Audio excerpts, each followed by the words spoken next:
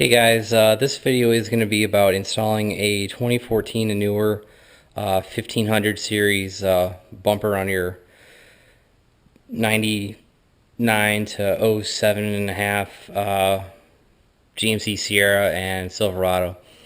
Now, if you buy this bumper off of 1500 and you own a 1500, this bumper will be a direct swap. But with this being a 2500, the bumper brackets are different. I actually bought a set of bumper brackets off of a 2015 2500, and they ended up putting the bumper in the same exact spot. I can show you a shot now of the gap that I had with those new brackets and how it didn't work. With the 2015 bumper, I got this off a work truck, so it was actually flat black. You know, I didn't want a chrome bumper because I'm trying to delete the chrome off my truck. As I've said in the past, I'm not a huge fan of it. But anyway, so I bought this off of 2015 or 2014, 2015, whatever it was. And that bumper on eBay was like $200, something like that. Wasn't a super expensive bumper to buy. I actually priced out buying a new bumper, the chrome replacement for this truck. This would be a couple $100, $200 or $300. So I'm getting this bumper for like, I think it was $150 plus like $50 in shipping, so it was about $200. And I decided to paint it body color. My truck is a dark spiral gray metallic. Anyway, so I decided to paint it body color. And to do that, I actually disassembled the bumper. I took the plastic cladding off. This part comes out, and if you push it in from the bottom, I took all the brackets off, and I ended up taking the steps out too. These are all held in with Torx. I think it's like a T15, maybe a T10. It's a real small screw. Basically disassemble the bumper. I primed it because it was a flat black. It had some scratches in it. I'll include a few pictures here. And anyway, so I ended up sanding it down. You know, I wet sanded it with like 100 grit. I think it went up to like 200, 220, 320. Then I primed it. I think I sanded it with 600 grit on the primer. Then I did my base coat, clear coat. I actually just used a Duplicolor body color, little 8-ounce cans. This color I happened to get. I had to order from O'Reilly's, and they had a special order it, so it took a couple days to get. But I think I went through 4 cans of the body color paint of the base coat. Then I went through 3 or 4 cans of the clear coat. Because I want to say I did 4 coats of primer, scuffed it. 4 coats no, I didn't scuff it, I'm sorry. 4 coats of primer, then 4 coats of base, 4 coats of clear. Then I let it dry for 36 hours or so, and then I wet sanded it with starting at like 1500 grit up to 3000 grit. No, maybe I started at 1000 grit, 1500, 2000, 2500. There is a 3000 grit sandpaper, but it's not really. I mean, I think with 3000 grit, you might as well just start buffing it with a tool, because with a machine, because 3000 grit, it's real fine. You're not going to get much scratches out with a 3000 grit. Anyway, buffed it with. I actually don't have a professional buffing tool. I just used my Porter cable that I've shown in other videos. I used the yellow pad, which is like the most aggressive pad. I used McGuire's Ultimate Compound. I did that first. Then I think I did Scratch Remover, Scratch X 2.0, whatever McGuire's calls it. So I did the I did the Ultimate Compound, the Scratch X. Then I started with my Adams product. So I did severe swirl remover, then I did swirl and haze remover, then I did the polish and final machine sealant. Actually, no, I didn't do a machine sealant because this paint, you have to let paint sit for 30 or 60, 90 days. 30, I think it's 60 days before you can put like a wax on it. So I had a carnauba wax I used, and I put that on as the final coat. And I think the paint came out pretty well. Let me get a flashlight. Here we go.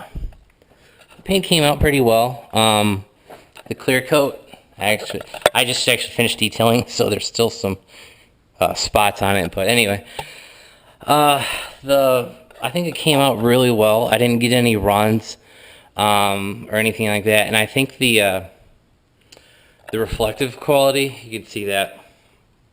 I think the reflective quality is actually pretty good. If you look at, that's my 10-year-old stock paint, and this is my, probably 6-month-old Duplicolor paint. I think it came out pretty clear. You can kind of see me in the reflection. It doesn't have the optical clarity of a stronger urethane-based paint, but I think it came out pretty well. You can see me wearing a wife beater. Anyway, so yeah, I think it came out pretty well. I really like the looks of this bumper on my truck. The reason I would decide to go with this bumper is because I wanted something different, and I saw my neighbor's got a 1500 and saw the side steps, and I really like that design. I thought about trying to like retrofit that into my stock bumper, but once I got it under my truck, my stock bumper was rusty. I don't know why. This truck is a North Carolina truck, so it's never been up north, but the rear bumper was just trashed. Like, it had rust. The chrome was pitting, and it was actually rusting from inside out. So I know this truck spent some time on the coast, but I mean, I don't know if the previous owner like dipped the rear end in the ocean pulling boats out. I don't know. I don't know the history past the last 3-4 years of me owning this truck. So but anyway, yeah, the bumper was trashed. Went with this one because I knew I could get it for real cheap. Like, I saw them. There's companies that do conversions, and they just sell these bumpers on eBay for $150 plus shipping. So my bumper was trashed. I'm pretty happy with the install. Now getting back, so after I painted it, buffed it, machined it, all that, I installed my bumper, and it didn't fit for shit. I put it in the stock holes for the old bumper, and this bumper probably had a 3 or 4 inch gap. It was seriously probably that much. It was pretty bad. I thought about just going to go get some rubber, like gutter guard or something, and just filling in that gap. But then I started looking at it, I'm like, man, I think it's got a 4 inch gap. So what I did was, like I said, I ordered the 2500 brackets, and they put the bumper in the same position. So the new frames must have, I don't know, a body mount or something different between this truck and the new ones. But like I said, this truck, I put it in the 2500 brackets. It looked like crap. So what I did was I took the 2500 brackets out. I returned them back to the eBay vendor I bought them from, and I ended up putting the 1500 brackets back in, and I just decided to drill 2 extra holes in the stock frame. I will show you that now. Let's see, can we see it? Yeah, so right here, this bottom hole is the original hole for the 2500 bumper. So what I did was I literally just moved everything up 2 inches. So the bottom hole, the middle hole, you can see where the bottom screw is, not screw, bolt, I'm sorry. That actually is the top hole for the original 2500 bumper. So I just decided to use that instead of making Swiss cheese out of my frame. I drilled one hole 2 inches up, and drilling through the frame on this is kind of a pain in the ass. I ended up using Dremel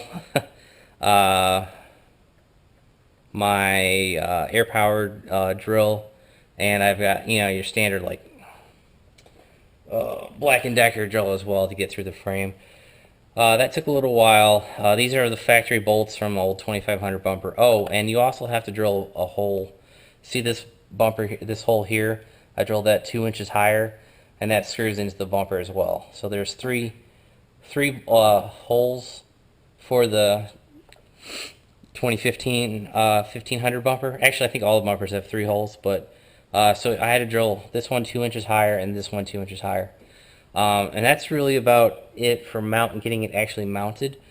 The only other difference was I ended up getting some aluminum spacers. Where are they? As you can see, where are those spacers? Oh, they're here.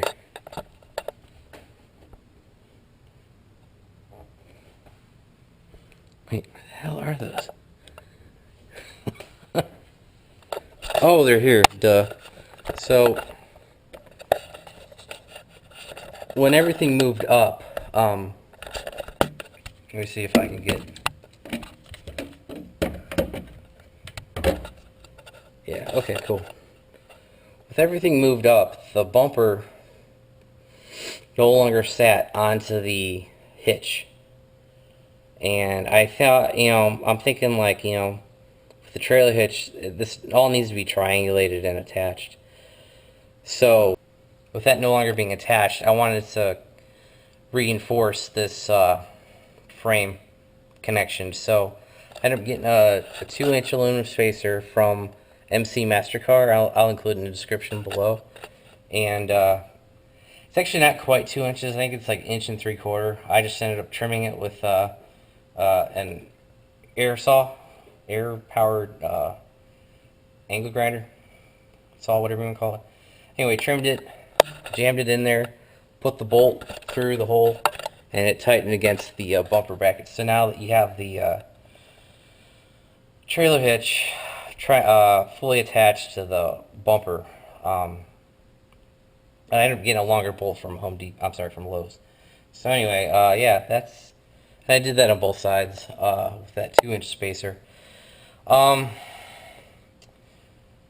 That's really the only special thing I had to do was get the that 2-inch spacer, drill those 2 or 3 holes. No, I'm sorry, 2 holes on each side of the frame. So actually, you can see the stock hole right there. That's the stock hole, 2 inches higher, and this one is the old bottoms and the new top, and that drilled up there. I then painted everything with a flat black. Probably, you know, just offer some corrosion protection. But anyway, so that's really been about it. Where's that other one at? There's the other one.